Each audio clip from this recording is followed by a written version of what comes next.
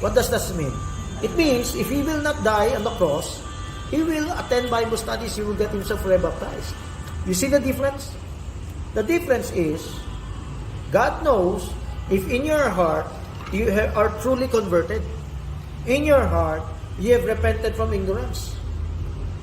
In your heart, you really want to walk in the light. And in order to that, you need to be sincere. When you say, I accept Jesus Christ as my personal Savior, Lord and Savior, you have to be sincere, because if you accept Jesus Christ, then you must believe His Word, the Scriptures.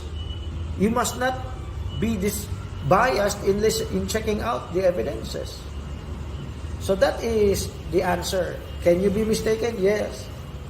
But God will show in every age, in every time, in every place. Are you accountable to know that? Can you know that truth? Can you walk in that truth? God knows you can walk in that truth, and you refuse to walk in that truth.